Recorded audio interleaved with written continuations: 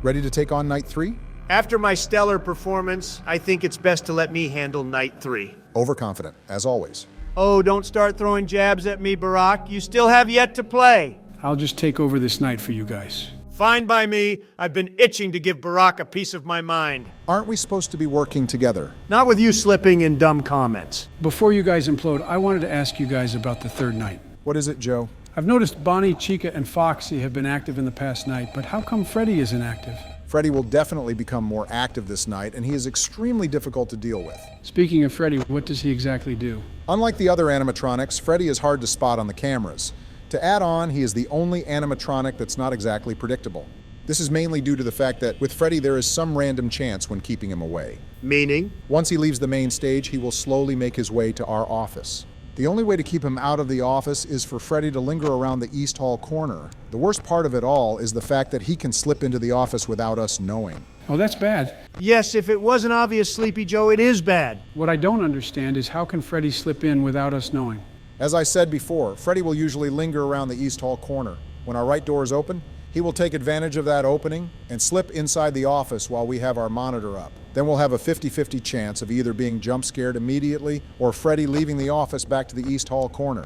However, if you close the door while he's in the office with you, he will immediately jump scare you. And the star of the attraction just so happens to be the most deadliest enemy to face off against. I bet neither of you have a better animatronic than Freddy. Donald, I'm not sure choosing our favorite of the bunch is going to do us any good when Joe's facing off against Freddy. Ha! Imagine not being favored by the best animatronic.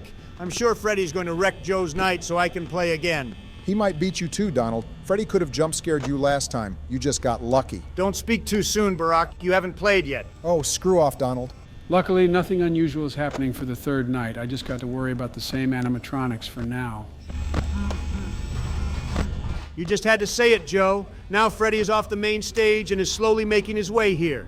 It's hard to track down Freddy by using the cameras alone. The only real distinguishable feature you can use to find Freddy are his eyes. Meanwhile, Bonnie the nerd over here trying to snort the camera. Does he have some sort of obsession with the night guard or something? From ruining my hairline and now coming close to snorting distance to the camera, the lengths this rabbit will go to in order to stalk us is getting absurd.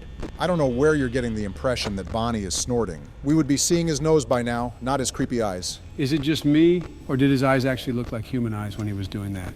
That sounds so disturbing, I can't unsee that now. Well, I'd like to see Freddy's creepy eyes. I bet he's creepier than Bonnie ever will be. I haven't seen Freddy yet. Although I'm sure Joe's hindered by his old age, I haven't seen Freddy either. So being 2 years younger than Joe automatically grants you 20/20 vision? And even then you can't spot a pair of eyes? Oh, leave me alone, Barack. It's not like you've played this game before.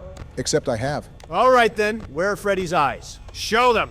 Right there, in the ladies' restroom. Well, look who's right. I still think Bonnie looks creepier than Freddy. Fine, wait for Freddy to appear in a different camera. All right, guys, it's 5 a.m., and I think I'm about to ring the victory bell soon. I'm actually surprised, Joe. Usually, night 3 becomes difficult and stressful very quickly, but it seems you just got some good luck on this night. Either that, or some remaining leftovers of his ice cream he got from McDonald's is supercharging his brain to allow us to pass the night. I do love my ice cream. We all know that, Joe. No need to rub it in. Joe, are you not worried about the fact that you have 5% power?